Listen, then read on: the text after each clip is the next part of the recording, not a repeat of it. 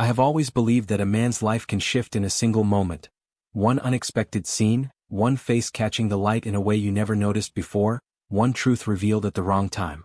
My moment came on a humid Friday evening on Victoria Island, as the sun slipped down the line of glass towers and Lagos shifted into its restless night rhythm. I wasn't supposed to be at the coffee shop. A man like me, Fortune O'Dunsey, billionaire investor, owner of half the office real estate on 6, doesn't simply stroll into a small cafe on Akinadesala Street. But that evening, my driver had mixed up my schedules, and my 6 p.m. meeting had been postponed at the last second. I decided to walk for once. My doctors had been warning me about stress, and my mother had been warning me about loneliness. Both had annoyed me equally. I told myself I was only going in for an espresso and 10 minutes of quiet. I told myself it was nothing unusual. But the truth was I was tired in a way that money, marble floors, and silent penthouses cannot cure. The bell above the cafe door chimed as I stepped inside. The smell of roasted beans, cinnamon, and warm pastries drifted into my senses. It felt grounding. But then I froze. Because seated in the far corner, back straight, hands folded on the table, her bright eyes dimming behind forced politeness, was my maid, Amina. Normally, I saw her in a crisp uniform, quietly moving through my penthouse with practiced grace. But tonight, she wore a simple mustard yellow dress, gently fitted at the waist. Her hair, usually tied up, fell in soft curls around her face. She looked young. Too young to be carrying the kind of weight I often saw in her eyes. And across from her sat a man who looked like trouble wrapped in cheap cologne. He tapped his fingers on the table with irritation. His chest puffed out as if demanding attention from the entire room. His shirt was loud, bright red, floral, unbuttoned halfway down to reveal a fake gold chain, and he kept glancing at Amina with a smug kind of impatience. A date. A blind date. I don't know why I stepped behind the pillar near the pastries. Maybe I felt protective. Maybe I was curious. Maybe it was the same instinct I had whenever I saw a worker being mistreated. It reminded me too much of how my mother had been spoken to in her early days working the mainland markets. Whatever the reason, I stayed hidden. Watching. Listening. The man slammed his palm on the table, making Amina flinch. Look, I'm telling you straight, he barked. I'm not spending more than $10, okay? I don't know what type of girl you think you are. His voice echoed through the room. Amina's cheeks flamed with embarrassment. I didn't ask for anything expensive. I only ordered a cup of coffee, he cut in loudly. Exactly. One small coffee that's already overpriced. You Lagos girls like to drain men. But me? I'm a man of principle. I saw her swallow painfully. She tried to smile, tried to maintain dignity. I didn't come here to drain. Shoo, he waved her off. Just sit there and don't embarrass yourself. Something in me tightened. My hand curled into a fist. The cafe had grown quieter. People glanced over, some scoffing, others pitying. The staff behind the counter exchanged awkward looks but didn't intervene. Amina lowered her gaze, shoulders curling inward. Then the man leaned across the table, voice dripping with contempt. You should be grateful I even showed up. They told me you work as a maid. A maid? You think women like you get men like me? A wave of heat rushed through my chest. I felt it. The sting. The insult. She whispered, There's nothing wrong with honest work. But the man chuckled cruelly. Honest work? Maybe. But it's still low work. Low class. I heard a sharp inhale, my own. Before I knew it, I had stepped forward instinctively, but I stopped myself. My mind raced. This was her private life. Her privacy. Her date. I had no right to interfere. Yet every second I stood there, her humiliation grew. She wasn't crying, but I saw the flicker in her eyes. The flicker of someone used to swallowing pain quietly. That flicker reminded me too much of my younger sister growing up. The one I hadn't been able to shield enough. The man sat back and stretched arrogantly. You know what? I've changed my mind. I'll pay for the coffee, but you'll have to reimburse me later. Every kobo. Amina's voice cracked. It's just one cup. You want to argue? With me? He scoffed. Girl, behave yourself. Something inside me snapped. I walked toward their table. But halfway there, Amina lifted her chin. A small movement. Subtle. But powerful. No, she said softly, trying to steady her voice. I'll pay for my coffee myself. The man laughed so loudly the couple at the next table jerked in surprise. With what money? Your maid's salary? You think? She stood. Her hands were trembling, but her voice wasn't. I didn't come here for this. I'll go. He rolled his eyes. Sit down. Are you mad? The date is not over. It is for me, she whispered. And she turned. But her eyes widened when she saw me standing there. Sir, Mr. O'Dunsey, she breathed. The man blinked rapidly, confused. Who is this? Your brother? Another broke. I stared at him until he faltered. I didn't shout. I didn't call security. I didn't even address him directly. I simply looked at Amina and said, Are you okay? Her lips parted. She hesitated. Then she nodded quickly, almost as if she didn't want to inconvenience anyone. But she wasn't okay. Not even close. The man scoffed loudly. Oh, so you know this guy? This your, what? Sugar daddy? A gasp slid through the room. Amina stiffened. What? No. He's my. But I stepped closer, my voice cold enough to freeze the air. I am her employer, I said. And you're going to lower your voice. His mouth hung open. The staff watched. Everyone watched. Amina whispered urgently, Sir, please, it's fine, let's just leave. But I turned to her gently. You don't deserve to be spoken to like this. Her eyes filled. She blinked them back quickly. The man scoffed again, but this time with less confidence. So what? She's still a maid. You think that makes you better? I smiled, a slow, controlled, dangerous smile. No. It makes her hardworking, responsible, and far above anyone who humiliates a woman to feel big. He froze. Amina swallowed, her breath trembling. I looked at her and extended my hand slightly, not touching her, only offering direction. Let's go. She hesitated, then nodded. We walked out together. The cafe fell silent behind us. Outside, the evening breeze brushed against her curls as she wrapped her arms around herself nervously. Sir, I'm so sorry you saw that. I didn't want. You don't have to apologize, I said softly. But she kept shaking her head. I shouldn't have even been there. I should have known better. No, I said gently. The only one who should be ashamed is the man who tried to shame you. She looked up at me, then really looked. Her eyes were wet, glassy, searching. Why were you there? She asked, voice small. I exhaled. I don't know. But I did know. Some part of me, some quiet, buried part, couldn't watch a woman be humiliated and stay still. Not anymore. I had seen too much of that growing up. I had vowed never to let it happen around me. Amina dried her cheek quickly, embarrassed. I hope this won't affect my job. Your job is the last thing you should worry about tonight. She nodded slowly, trembling slightly. For a long moment, neither of us spoke. Cars hummed past. The lights of Victoria Island glittered like broken diamonds on the water. Then she whispered, Thank you. I opened my mouth to reply. But something unfamiliar stirred in my chest. Something I wasn't prepared for. And that was the beginning. That night in the small cafe, watching her stand up for herself with quiet dignity. That was the moment everything changed. I barely slept that night. For a man who had built empires out of steel, concrete, and calculated risk, it unsettled me how much a single moment with Amina replayed in my mind. Her trembling hands. Her quiet strength. And most of all, the look in her eyes when she said, Thank you, as if she wasn't used to anyone stepping in for her. I lay awake in my penthouse on Victoria Island, staring through the floor-to-ceiling glass at the city I had conquered. Neon lights shimmered over the lagoon, the deep hum of generators floated through the night, and far in the distance, horns blared like restless spirits. Lagos never slept, but tonight neither did I. Every time I closed my eyes, I saw Amina shrinking under that man's voice. And I saw myself, furious, helpless, and strangely protective. By sunrise, I had accepted a truth I couldn't ignore. Something in me had been shaken. A quiet morning. Amina arrived for work at exactly 7 a.m., just as she always did. I heard her soft footsteps in the foyer while I sat at the marble dining table with my coffee, pretending to scroll through emails. Truth be told, I was waiting. She hovered in the doorway for a moment, unsure whether to greet me or leave me alone. The morning light caught her face and she looked even younger than she had the night before. But there was a faint puffiness around her eyes, evidence she had cried when she got home. Her voice was low, careful. Good morning, sir. Good morning, Amina. She nodded and immediately lowered her gaze, slipping into her routine. But there was a stiffness in her movements that wasn't usually there. A shyness. A quiet dread. I recognized that feeling. When people see you at your lowest, the next day is always the hardest. As she moved around the kitchen, I closed my laptop. Amina. She froze. Yes, sir? Sit for a moment. Her eyes widened. Maids didn't sit with their employers.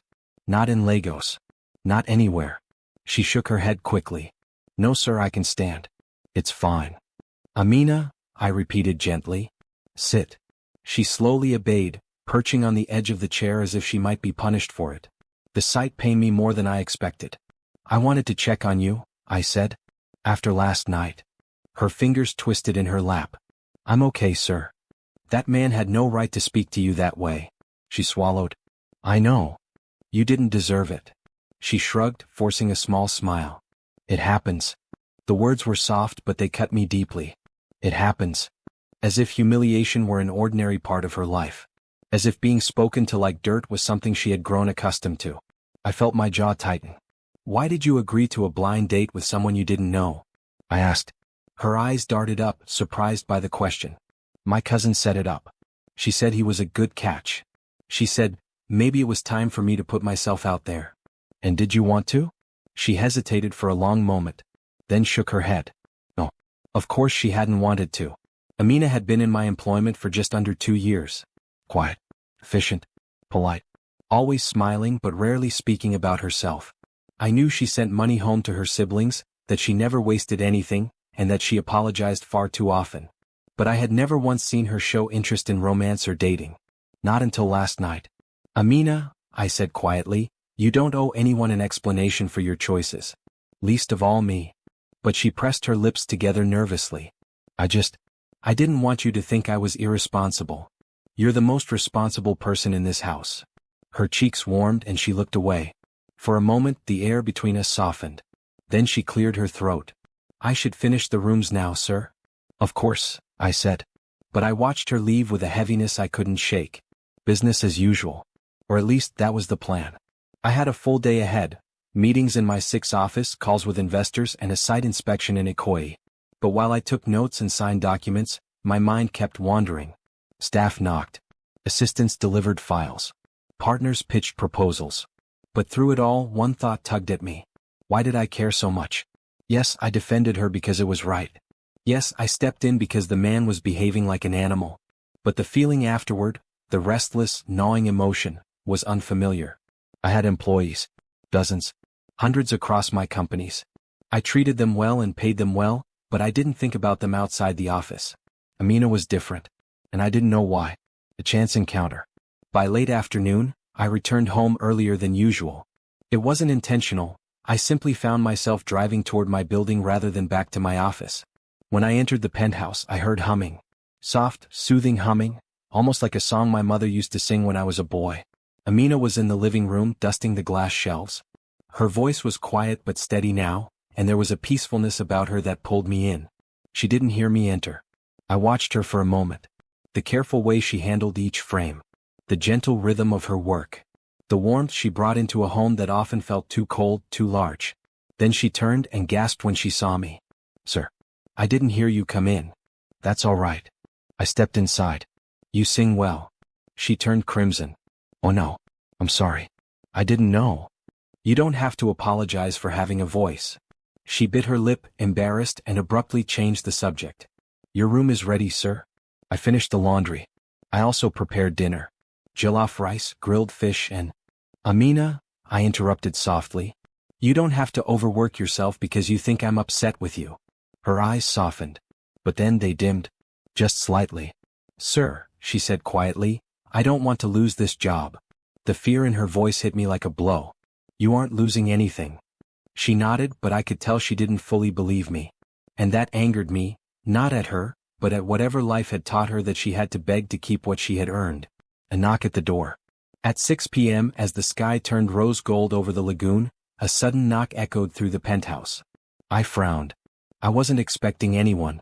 Amina quickly stepped aside as I approached the door. Standing in the hallway was a woman in tight jeans, heavy makeup, and bright red lipstick. She was chewing gum loudly, her expression bold and unapologetic. Good evening, she said in a sharp tone. I'm looking for Amina. Amina peeked around me. Her face instantly fell. Miriam, what are you doing here? The woman scoffed. What am I doing? I came to ask why you embarrassed my friend yesterday on the date I set up for you. My brows rose. Her friend? The man from the cafe? Amina tensed beside me. Miriam, please go home. No. Miriam snapped. You better explain yourself. You know my friend now thinks you're a gold digger? He said you brought your Oga to intimidate him. Amina's breath hitched. I didn't bring anyone. He humiliated me. Miriam rolled her eyes. You're too picky. Always acting like you're above everyone. That was a good man. A real man. I stepped forward before I could stop myself. A man who shames a woman in public is not a real man. Miriam blinked, startled. She seemed to realize who I was. Her tone softened, but only slightly. I'm just saying. Amina shouldn't be acting too big. She works as a maid. I felt Amina shrink beside me. I heard her breathe in, quiet, wounded. And something inside me hardened like steel. Amina's work is honorable, I said. And you don't get to belittle her in her place of employment. Miriam's mouth twisted. Sorry, sir. I didn't mean it like. You've said enough. Amina touched my arm lightly, almost begging me not to escalate things. Sir, please. Her touch surprised me. It was soft, cautious. A silent plea. I exhaled slowly. Miriam huffed, flipped her braided hair and muttered, "Na her life Shah," before stomping down the hallway. The door closed. Silence filled the penthouse. Amina stood still, shoulders trembling, not from fear but from humiliation. I'm sorry, she whispered. I'm sorry for all this. You have nothing to be sorry for. But she wouldn't look at me. Amina, I said, my voice gentler, you deserve better friends than that. Her eyes glistened. A tear slipped down before she could wipe it away. And in that moment, watching her fight to remain composed, I felt something shift inside me, something irreversible. A protective instinct. A pull. A realization. This woman. This gentle, resilient woman. She had been fighting battles alone for far too long. And for reasons I couldn't yet name, I couldn't walk away from that. I didn't realize how long I had been standing there after Miriam left until Amina quietly stepped back, wiping her tears with the edge of her apron.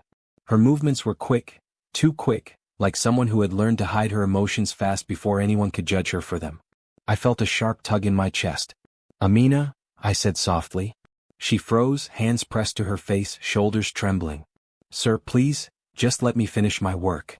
Those words, let me finish my work, felt like a wall being hurriedly built between us. And I understood it. She wasn't pushing me away out of disrespect. She was protecting herself. She was protecting her job, her pride, her stability.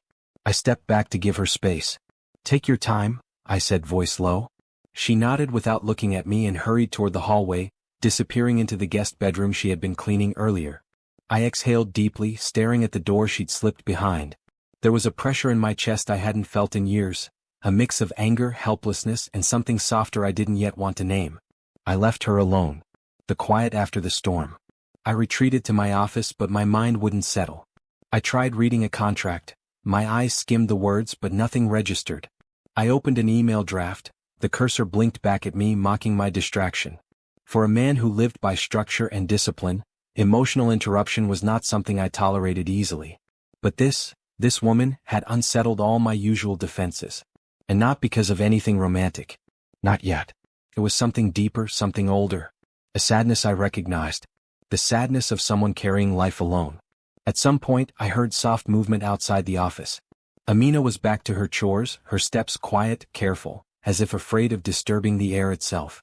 She moved room to room with practiced precision, humming faintly again, soft, almost apologetic. I stood by the door listening. And for some reason the sound made my chest tighten.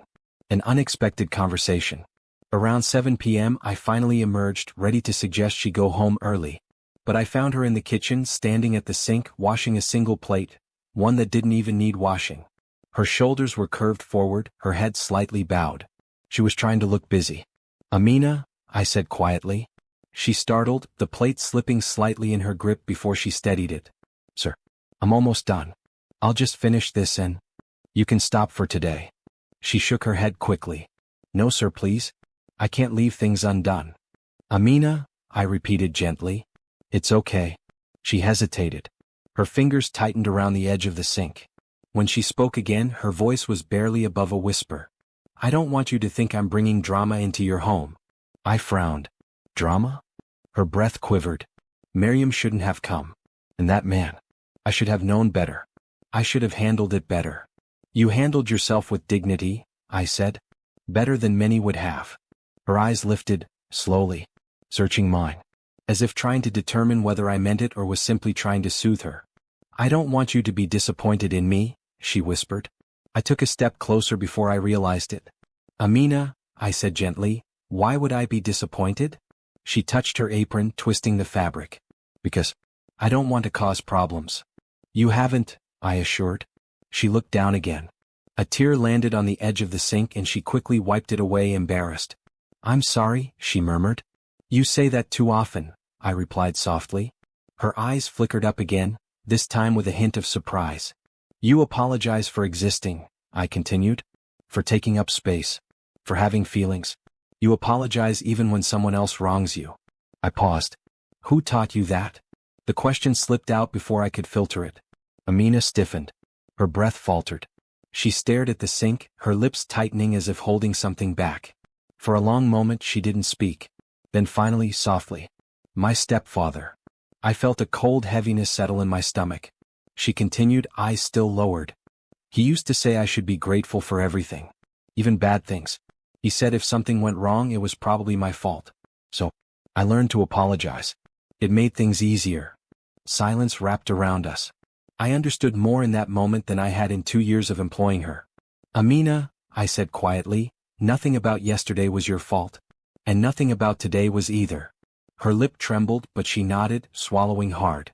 I wanted to reach out, to touch her shoulder, to offer some comfort, but I didn't. Not yet. That line was too delicate. Too easily misinterpreted. But the desire to do so told me something. I cared far more than I should. "Dinner for 2. She insisted on serving dinner before leaving. I let her. Partly because she clearly needed to feel useful. Partly because I wanted the quiet company. She set the table with her usual precision, placing the plate in front of me without meeting my eyes. But before she could turn away I said, "Make a plate for yourself too." Her head snapped up. "Sir? You cooked. You should eat." Her cheeks warmed and she shook her head quickly. "No sir, it's fine. I already..." "Amina," I said. "Sit." Her breath caught but she obeyed. She filled a small plate, smaller than necessary, and sat at the far end of the table, hands folded in her lap. The distance frustrated me. It made her look like a guest afraid of being thrown out. "Amina," I said gently, "come closer. This table is too big for a conversation." She hesitated, then moved 2 seats closer. Not next to me. Not across from me. But close enough that I could see the softness in her expression, the lingering hurt, the effort she was putting into appearing composed. We ate quietly at first. The fish was perfectly seasoned. The rice tender, smoky, flavorful. "You cook well," I said. She smiled, small, shy. "Thank you, sir." "Do you enjoy cooking?" She shrugged. "I learned because I had to." "You never cook for pleasure?" Her smile deepened a little. "Sometimes, when the house is quiet. My mother taught me how to make akra when I was 7. She said food tastes better when you enjoy making it." I leaned back in my chair. "Your mother sounds wise." Her eyes softened with nostalgia. She was. She was gentle with everyone. Even strangers. She always said kindness is a legacy. You leave it behind like a seed. I felt the corners of my mouth tug upward, an unfamiliar rare warmth. "She would be proud of you," I said. Her eyes glistened. She blinked rapidly and looked away. "I hope so," she whispered. We continued eating, the silence between us no longer heavy but calm. Comfortable. Unexpectedly intimate. I found myself watching her when she wasn't looking. The way she held her spoon delicately, the way she tucked a loose curl behind her ear, the way she breathed deeply between sentences as if teaching her body how to relax again. Something inside me softened in a way I hadn't allowed in years. After dinner, when she finished cleaning the kitchen, she tied the straps of her apron and stood by the door. "I should go home now," she said. "It's getting dark." "I'll have the driver take you," I replied. "Oh no sir, I can take the bus." "Amina." My voice was firmer than intended. She stilled. "You are not taking a bus at night. Not after the day you've had." She nodded slowly. As she stepped toward the elevator, she paused and looked back at me. Her hands clutched her bag strap, her posture hesitant yet hopeful. "Sir?" she said softly. "Yes." She opened her mouth, then closed it. Opened it again. "Thank you, for standing up for me." Twice. I felt something warm press behind my ribs. "You deserved better," I said. She lowered her gaze, a shy, fragile smile forming. "Good night, sir." Good night, Amina. The elevator doors closed between us. I stood there long after she left, staring at the reflection of my own face in the polished metal. And I finally admitted something I had been avoiding all day. Amina wasn't just my maid anymore. She was a presence I couldn't ignore. A quiet force that stirred something I didn't fully understand. Something gentle, uncomfortable, necessary. Something I wasn't ready to name. But it was growing. Slowly. Steadily. Undeniably. I woke earlier than usual the next morning, long before the city hummed, long before my staff stirred, long before the sun crept over the curve of the Atlantic and poured gold across Victoria Island. Sleep had been shallow, restless. Not because of business. Not because of boardroom battles. But because of her. Amina. Her trembling hands. Her tear-streaked face. Her quiet, stubborn dignity even after being humiliated by a small, insecure man who tried to make her feel worthless. Every time I closed my eyes, I saw the way she clutched that $10 note as if it were a wound she didn't want anyone to touch. And I, billionaire CEO powerful enough to move markets with a signature, had been completely undone by a maid in a borrowed dress. I sat up slowly, rubbing my palm over my face. Get a grip, Cola. This wasn't desire. This wasn't infatuation. This was something heavier. Something dangerously close to responsibility. Something that said, you saw everything. Now you cannot pretend you didn't. A knock came at my bedroom door, soft, respectful. My house manager never knocked like that. Only one person did. I cleared my throat. Yes. The door cracked open and Amina's gentle voice floated in. Sir, the breakfast tray is outside the door. I didn't want to disturb you. She didn't step inside. Didn't try to catch my eyes. She simply bowed her head and retreated. I exhaled slowly. She was avoiding me. And despite every statistic that said I acted rationally in business, a part of my mind kept replaying her avoidance like a warning siren. I stood, grabbed my robe and opened the door. The breakfast tray was arranged perfectly. Tea, sliced pawpaw, oats, freshly baked bread. A small handwritten note sat folded by the teacup. I picked it up. Thank you for yesterday, sir. I'm sorry I caused trouble. Amina. Trouble? My jaw clenched. She thought she was trouble. She thought she had embarrassed me. And suddenly, I knew one thing with perfect clarity. I couldn't stay upstairs a minute longer. I descended the staircase just in time to see her heading toward the backyard with a basket of laundry. Amina, I called out. She froze, not fear but that same humility that made her appear smaller than she truly was. She turned slowly. Good morning, sir. Come, I said gently, nodding toward the main living room. She followed me, keeping her eyes on the floor. When we reached the center of the room, I spoke. We need to talk about yesterday. Her breath caught. Her shoulders tightened. Sir, please? I don't want to take more of your time. It was a mistake. I shouldn't have gone. I shouldn't have allowed. You shouldn't have allowed what? I asked quietly. She swallowed. Her fingers twisted the hem of her apron. That man, he made me feel like I should never have tried to fit into a world that wasn't mine. Something inside me snapped. Not anger. Resolve. I stepped closer, careful not to intimidate her. Amina, I said, voice low, steady, leaving no space for doubt, no world is above you. And no man alive has the right to humiliate you. Her eyes lifted to mine, nervously, searchingly. She whispered, then why did it hurt so much? Because you deserved better. Because that date should have uplifted you. Because you walked in with hope and someone crushed it without mercy. But I didn't say any of that. Instead, I walked to the shelf, pulled out a small white tissue box and handed it to her. Sit, I said. She obeyed, perched at the edge of the sofa as if afraid she might stain the fabric. I sat opposite her, elbows on my knees. Tell me what happened before I arrived. At first she hesitated. Then, slowly she told me everything. How she had saved for 2 months to buy the modest dress. How her friend set her up on the blind date. How she walked into the coffee shop heart full of hope. How the man had laughed at the price of her shoes. How he placed the $10 on the table and said, this is what someone like you deserves. Her voice cracked, but she did not cry. When she finished, silence hung in the room like smoke. I wanted to hit something. Not because she was my maid. Not because I owed her anything. But because what happened to her was the kind of cruelty I despised, small men finding big targets. Finally I stood. Amina. She looked up again, eyes glossy but unbroken. You will never, ever, be in that position again, I said. She blinked. Sir? You are under my protection now. Her lips parted. I continued firmer. From today you will go for grooming classes, confidence training and skill development. I'll assign someone to help you with wardrobe options too. She gasped. Sir, no. Please, I can't accept gifts like that. This isn't a gift, I replied. It's what you deserve. Her voice trembled. Why? Why are you doing this for me? I'm just your maid. I felt something shift inside me. A truth I wasn't ready to acknowledge fully. So I gave the answer that was safe, but still honest. Because I saw you, I said softly. And once you truly see someone's pain, you can't ignore it. She stared at me longer this time, really looking. Not as a billionaire. Not as the man who paid her salary. But as someone who had stepped into her hurt. Thank you, she whispered. But I don't want anyone to think I'm using you. There was that fear again. The fear of being misunderstood. The fear that class differences were too heavy to navigate. The fear that she might lose her job if I seemed too attentive. I sat back down. Amina, listen to me. I don't want anything from you. Her breath eased. I continued. I'm doing this because nobody should be destroyed for trying to find happiness. She exhaled shakily, wiping her cheek. Okay, I will try. Good. I paused. There is another matter, I added. She stiffened slightly. You will come with me today. Her head jerked up. Sir? Where? To the coffee shop. Her eyes widened. No, sir, I beg you. Please, I can't go back there.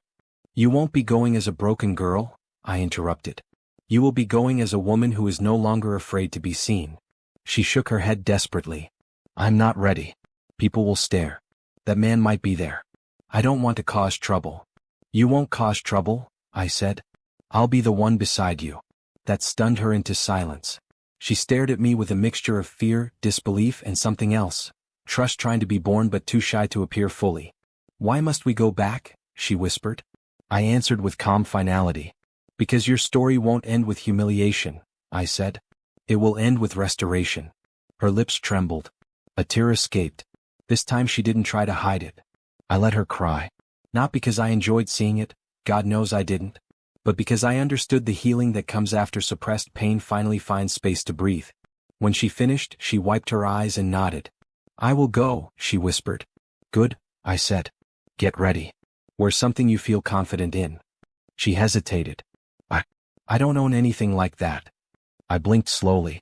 Well, I said, we'll fix that too. She looked terrified again. But this time, underneath the fear, there was a flicker of hope. A tiny spark. A beginning. And I felt it, deep in my chest. Like a locked door shifting for the first time in years. The morning was crisp, with the gentle hum of Victoria Island stirring into life. The sun hadn't fully risen, but the skyline of glass towers caught the first hints of gold, reflecting on the calm water of the lagoon. I drove to the cafe in silence, my mind occupied more with Amina than any of my businesses or investments. She sat beside me in the car, hands folded neatly on her lap. She hadn't said much, only glanced out the window, her expression unreadable. For someone who spoke so little about herself in the penthouse, I found it fascinating how much her silence conveyed.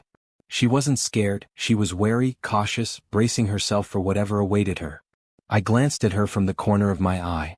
The morning light kissed her face, revealing the delicate line of her jaw, the faint curve of her lips.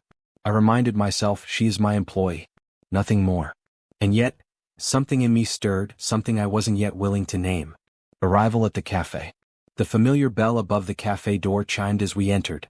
The aroma of roasted coffee beans and fresh pastries filled the air, but my attention was elsewhere. Amina froze near the entrance, instinctively retreating a step. Her hands gripped the straps of her bag. Sir, she whispered. Please. I can wait outside. I don't need to face him. You won't be facing him alone, I said firmly. Step forward. Her eyes widened, a mixture of fear and hesitation. Slowly, she took a step forward, then another, until she reached the corner table where her humiliation had unfolded 2 nights before. I followed, placing myself strategically behind her, not to intimidate but to shield her. The staff greeted me with barely disguised surprise. One of the waiters, the same who had watched the previous debacle, nodded politely. I noticed the barista staring as well. And then I saw him, the man from the blind date. He hadn't recognized me at first, absorbed in his phone. But when he glanced up and caught sight of us, the color drained from his face. His smug confidence faltered. Amina, I said softly, You will not speak to him unless you choose to. And even then you will do so with dignity. She nodded. Her hand still trembled slightly. The man swallowed audibly, his eyes flicking between us. Who is this? I am her employer, I said. My voice was calm but firm enough to silence the chatter around us. And you will apologize. The word hit him like ice. He looked around, unsure if anyone else would back him up. No one did. The cafe patrons were watching now, a mixture of shock and curiosity on their faces.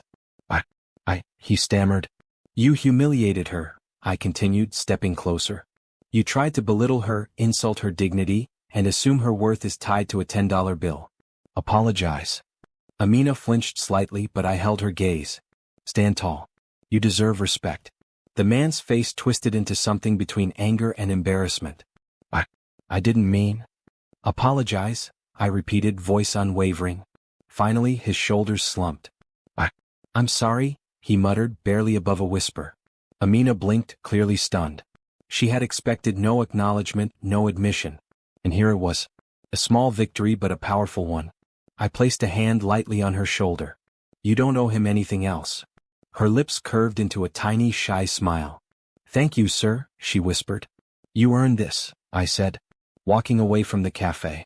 After paying for our coffees, hers a simple cappuccino, mine black, we left the cafe. Amina moved a little taller, her steps more assured than the last time. I noticed a subtle confidence in the way she carried herself, though she still hesitated slightly, wary of drawing attention. We walked through the streets of Victoria Island, the early traffic buzzing around us.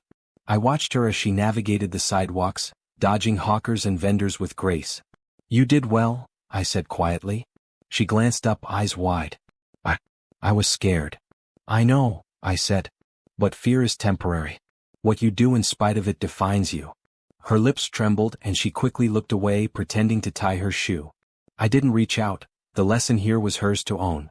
I felt an unfamiliar warmth in my chest, one that had nothing to do with pride or anger, but with genuine care.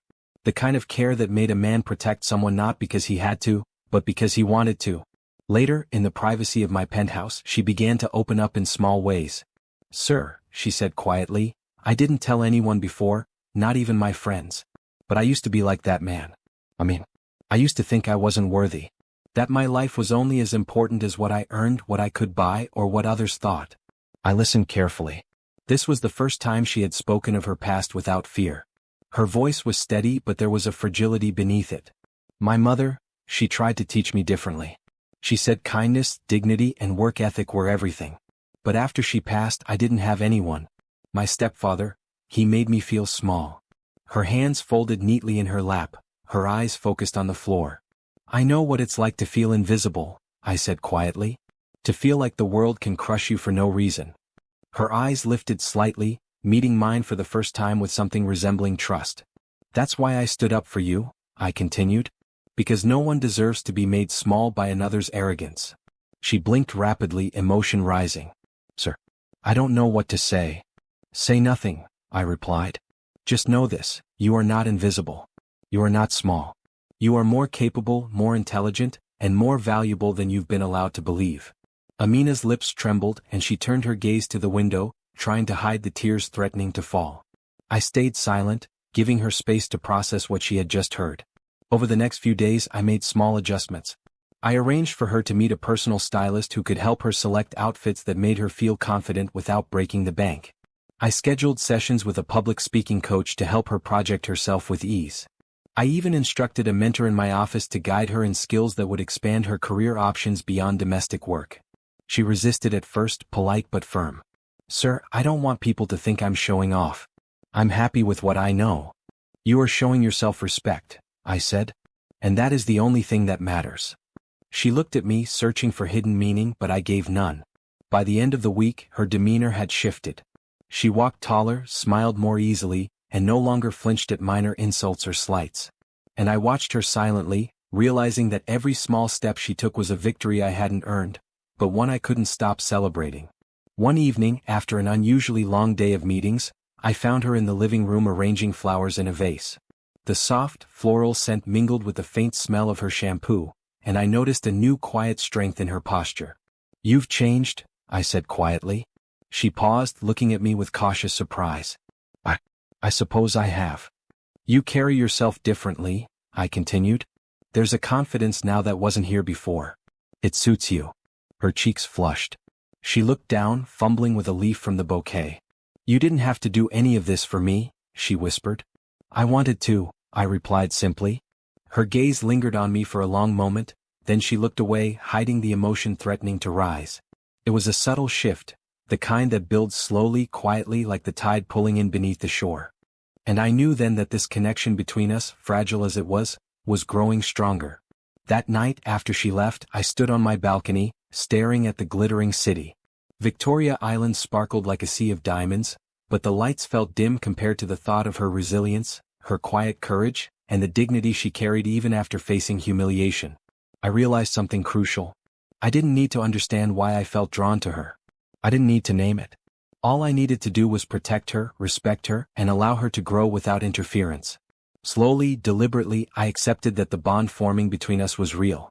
Not romantic yet, but deeper than employer and employee.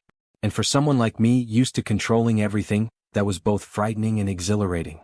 I woke before sunrise again, the city still wrapped in a soft, hazy gray. The hum of Lagos had not begun, yet I felt the familiar weight of anticipation pressing against my chest. It was not business that called me this early, nor meetings or deals, but a thought I couldn't shake. Amina. Her quiet strength, her vulnerability, the way she carried herself even after the humiliation she had endured, it haunted me. I poured coffee into my cup and stood at the balcony, watching the first rays of light stretch across Victoria Island, painting the skyline gold and pink. When Amina arrived, as she always did, I noticed a subtle change. She walked with a little more ease, a little more poise. Perhaps it was the confidence from the past week's small victories, her new wardrobe, the coaching sessions I had arranged, the gentle guidance she was starting to accept. She paused at the doorway, offering her usual greeting. "Good morning, sir," she said softly, though there was something lighter in her voice now. "Good morning, Amina," I replied. She began her chores, moving quietly and efficiently, but I could sense her vigilance. She had learned, perhaps, that someone was watching, someone who cared. I stayed in the living room, pretending to read, yet every so often my eyes strayed to her. Watching her in motion had become a new fascination, though I reminded myself constantly that she was my employee and nothing more. Later, I suggested a short walk to the nearby park. At first, she hesitated, concern written across her delicate features. "Sir, it's early. I could finish my work here," she murmured. "You've earned a break," I said. "Walk with me." We moved through the quiet streets, passing vendors setting up their stalls and children on their way to school. Amina kept her hands clasped in front of her, scanning the surroundings as if expecting trouble to appear from anywhere. I didn't correct her, didn't tell her to relax. Instead, I walked beside her silently, offering calm as a shield. When we reached the park, the morning light filtered through the trees, casting a gentle glow on everything it touched. She stopped by a bench, finally letting herself exhale. I noticed the way her shoulders relaxed slightly, the tension in her hands easing. I took a deep breath myself, realizing I hadn't expected her presence to affect me so profoundly. There was something magnetic in the way she navigated life, so cautious, yet resilient. I found myself wanting to protect that, to make sure she never had to face a day like the one at the cafe again. As we walked, she began speaking softly about her childhood, about the city she had grown up in, and the lessons she had learned from her mother before her passing. Each word carried a weight I hadn't anticipated. Her honesty, unguarded yet measured, made the quiet between us richer. She didn't speak of romance or men, only of survival, dignity, and the quiet courage she carried every day. And I found that listening to her was more intoxicating than any boardroom victory or financial conquest I had ever experienced. By the time we returned to the penthouse, the streets were alive with the full energy of Lagos. The traffic, the shouts, the honking horns, but inside, a gentle calm lingered. I watched as she resumed her duties, yet now there was a subtle change in her demeanor. She moved with intention, confidence hidden behind humility, the resilience I had come to admire emanating quietly from her presence. That evening, I found her arranging the living room, selecting fresh flowers and placing them with care. I observed her in silence, noting the meticulous way she worked, the pride she carried in a task most would consider simple. She glanced up, startled to see me watching, but did not stop. "You've grown," I said, my voice soft. Her hands paused mid-motion, eyes meeting mine briefly before dropping again. I suppose I have, she said quietly, unsure if she should speak further. You carry yourself differently, I continued. There's a subtle strength now. It suits you. She flushed faintly and looked away, fidgeting with the hem of her dress. The faintest smile touched her lips, and I realized she was beginning to trust me, not fully, but enough to allow the possibility of guidance and protection without suspicion. As the days passed, this rhythm settled into a new pattern. Mornings began with quiet observation, afternoons with gentle guidance, and evenings with a subtle connection growing between us, unspoken yet undeniable. I made sure to leave room for her to claim autonomy, never imposing, only suggesting. And she, in turn, began to move with greater assurance, letting small victories build her confidence. I found myself thinking about her when she was not present. Small thoughts at first, the way she laughed quietly to herself while tidying her room, the way her brow furrowed when concentrating. Slowly, those thoughts grew more persistent, filling the space I usually reserved for work, strategy, or the next acquisition. And yet, I told myself every day that this was not desire. This was concern, admiration, a responsibility I had chosen to shoulder. One evening as I returned home, I found her sitting on the balcony, gazing at the city. The sky was a wash of orange and purple, the lights of Victoria Island reflecting off the water like scattered diamonds. She looked calm, almost peaceful, yet there was a hint of something unspoken in her posture. You enjoy the view? I asked. She turned slightly, giving me a shy smile. It's beautiful, she replied. I stepped closer, standing beside her silently. The air between us was charged, not with romance, but with understanding, empathy, and a growing bond that neither of us fully named. She didn't flinch at my presence, yet she didn't invite it either. She simply existed, and I simply watched, feeling a strange warmth that was neither love nor friendship, but a quiet, insistent need to protect her. Tomorrow, I said softly, we begin lessons in public speaking.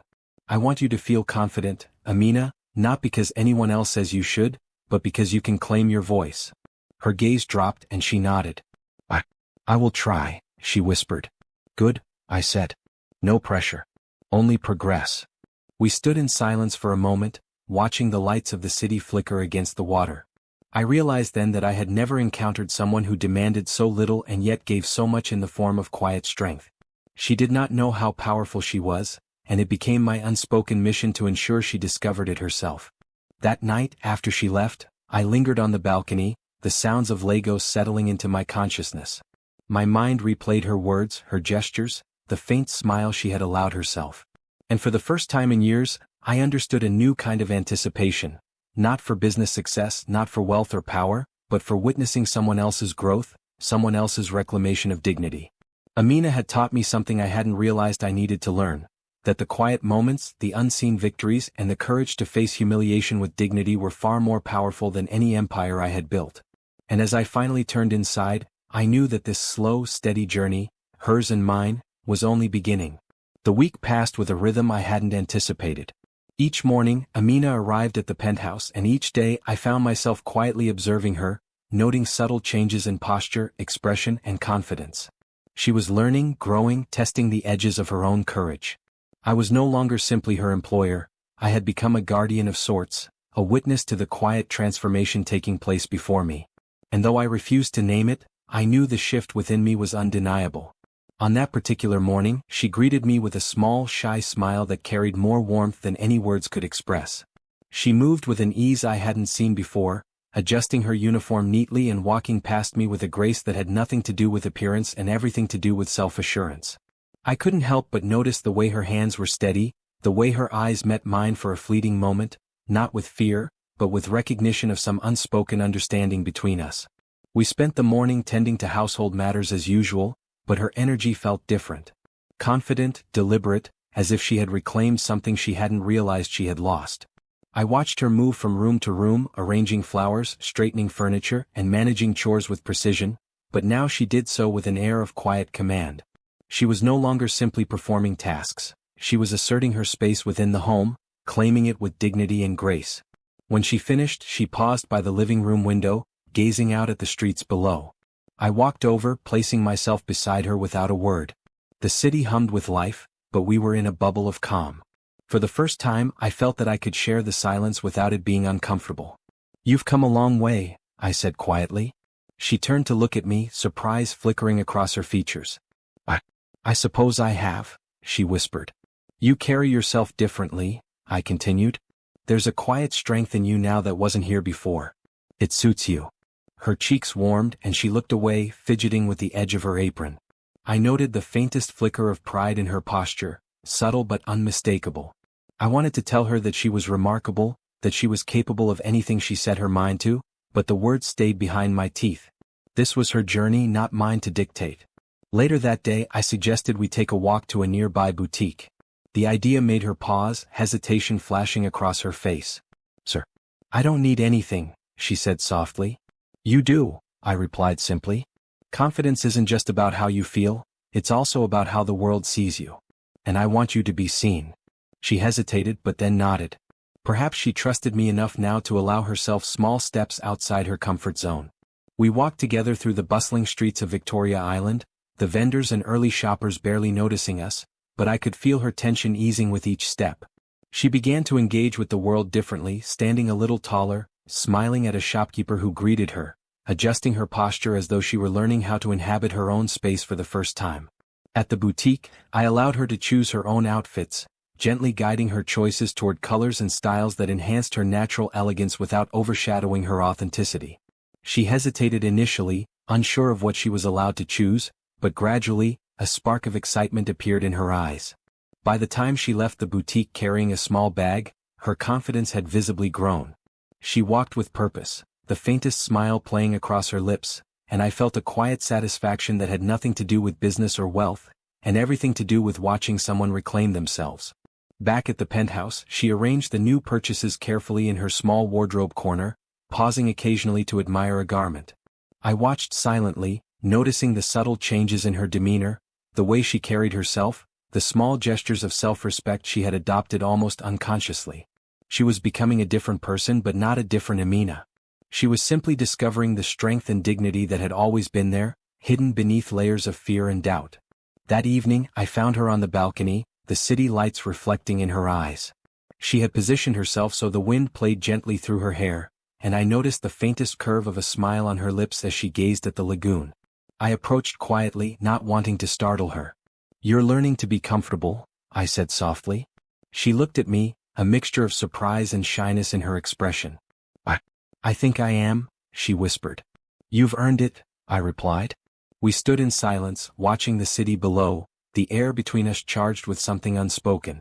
It wasn't desire, not yet, but it was connection, a recognition of shared understanding and unspoken respect. I didn't move closer and she didn't invite it. Yet the moment itself carried weight, a fragile bond strengthening in quiet, deliberate ways.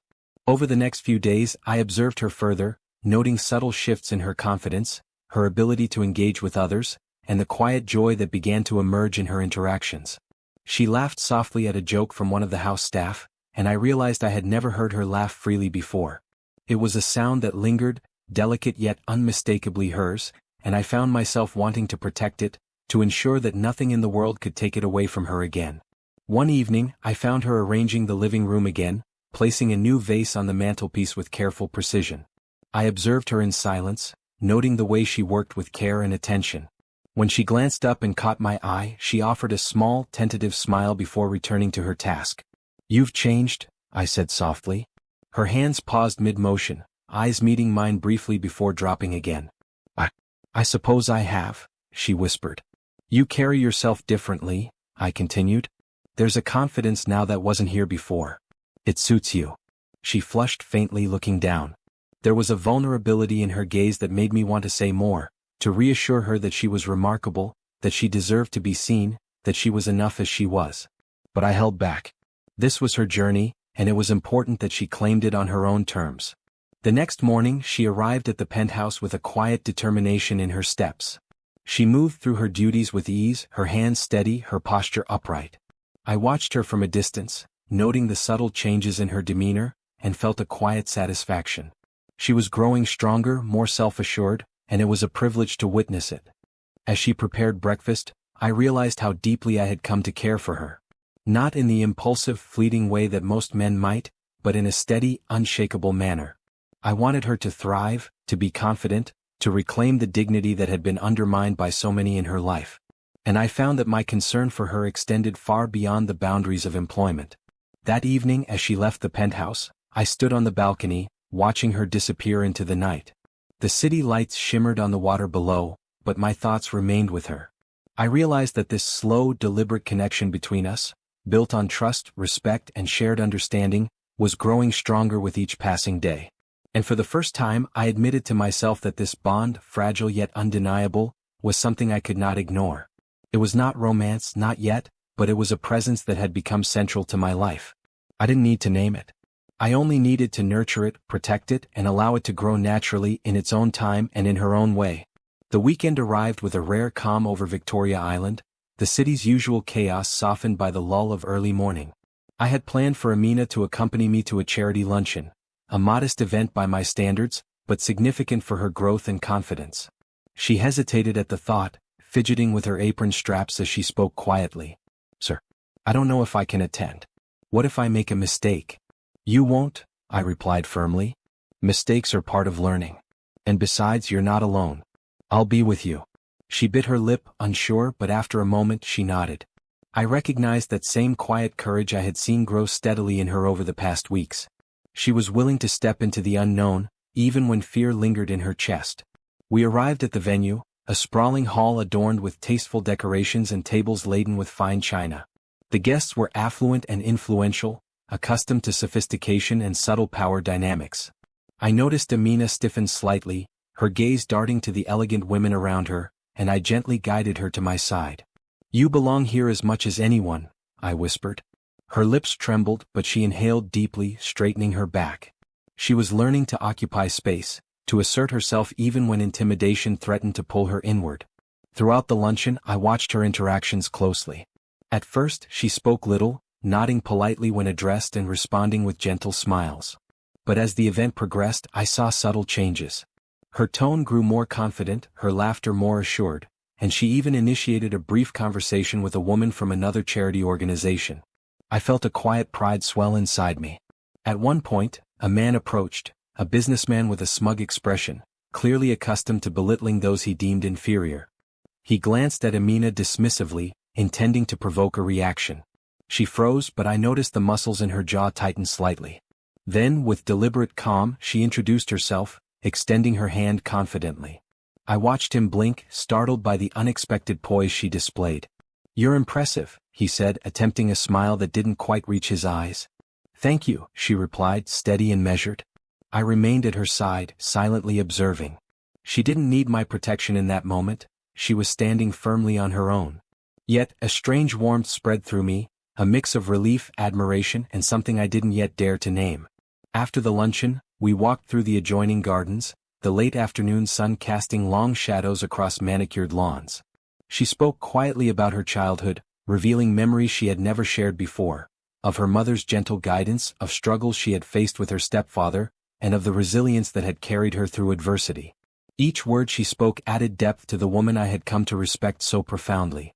"You've endured a lot," I said softly. She glanced at me, eyes reflecting both surprise and vulnerability. "I had to. Life, it doesn't wait for you to be ready." I nodded, understanding more than I had anticipated. "And yet here you are. Stronger, wiser, and more composed than many would ever be."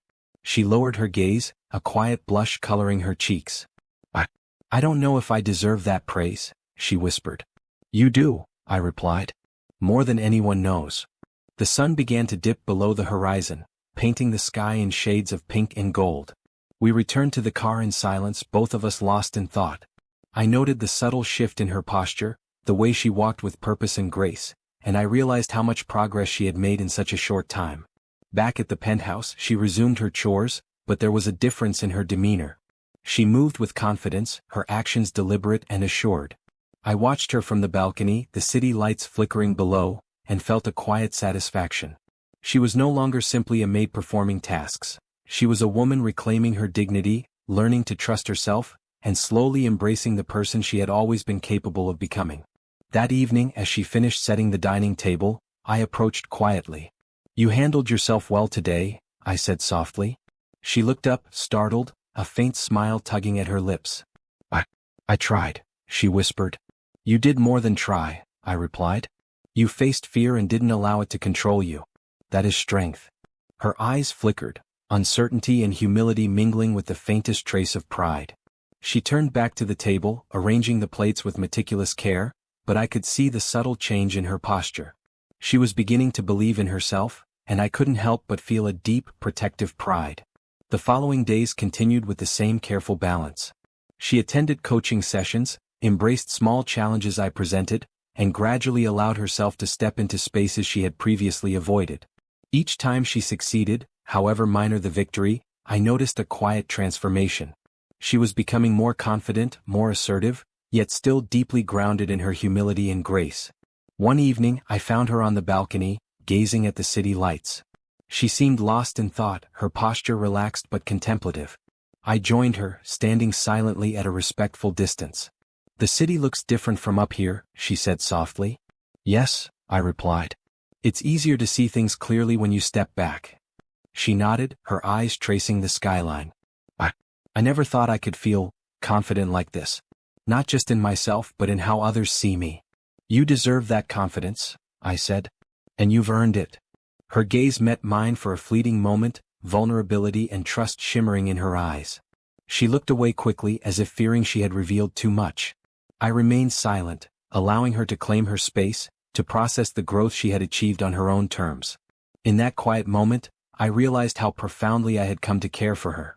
Not in a reckless, impulsive way but in a steady, unwavering manner. I wanted her to thrive, to embrace her dignity fully, to reclaim every piece of herself that had been suppressed by fear, humiliation, or circumstance. And though I refused to name it, I knew the bond between us was growing, delicate yet undeniable. It was a connection built on trust, respect, and shared understanding. A foundation far stronger than any fleeting attraction or superficial infatuation. That night after she left, I stood on the balcony, looking out over Victoria Island. The city glittered like a sea of diamonds, but my thoughts remained with her. I thought of her quiet courage, her resilience, and the dignity she carried despite the hardships she had endured. And I understood something important. This slow, deliberate journey we were on, her growth and my role in it, was only beginning. I didn't need to name it yet. I didn't need to define it. All I knew was that I would protect her, support her, and allow her to flourish step by step at her own pace. And that was enough, for now. The next morning, I found Amina in the kitchen, quietly humming as she prepared breakfast. The subtle confidence in her movements was undeniable now. Gone was the timid, anxious girl who had trembled under the weight of humiliation. "You're ready?" I said softly. She looked up, eyes wide and alert. "Sir?" "For what comes next," I replied. "The world will see you now the way I've always known you to be." She nodded, swallowing nervously. I hope I can live up to it." "You already have," I said. That day we ventured out into the city, not to face a man who had once humiliated her, but to navigate life with newfound dignity. I watched her interact with vendors, strangers, and friends, smiling without hesitation, answering questions without fear. Each moment was a small triumph and I felt an unfamiliar warmth in my chest. Pride, yes, but something deeper. She stopped mid-step, turning to me, a faint blush coloring her cheeks. "Thank you, for everything." I studied her, silent for a moment, the city bustling around us. "You earned this," I said simply. "Every step, every choice, every bit of courage, you earned it." And for the first time she seemed to truly believe it. Her smile grew, more genuine than I had ever seen, and I realized that this was the beginning of a new chapter, not just for her but for us in ways neither of us could yet define. Weeks passed. Amina had transformed, not just in appearance but in spirit. She walked taller, spoke with authority, and faced the world with a quiet, unshakable confidence. I continued to guide her subtly, but now she no longer relied on my presence to navigate challenges. She was her own woman. One evening, as the sun dipped behind the high-rises of Victoria Island, she joined me on the balcony. Silence stretched between us, comfortable and filled with unspoken acknowledgement. "You've changed my life," she said softly. I smiled, keeping my hands in my pockets. "And you've changed mine," I admitted. Her eyes widened, but there was no fear, only understanding. "Sir, I don't know how to thank you." "You don't need to," I replied. "All I did was see you. The rest was yours to claim." For a long moment, we stood together, watching the city lights shimmer on the lagoon. The air was heavy with everything unsaid, everything realized. I, I feel like I can finally breathe, she whispered. Then breathe, I said gently. Because you deserve every bit of life and happiness that comes your way. As she leaned slightly against the railing, I realized that the world had shifted for both of us. She had stepped into her power, reclaimed her dignity, and I had discovered a new kind of connection, one built on respect, trust, and quiet admiration. And as the night settled over Victoria Island, I knew this story, our story, was only beginning, in ways far deeper than either of us had imagined.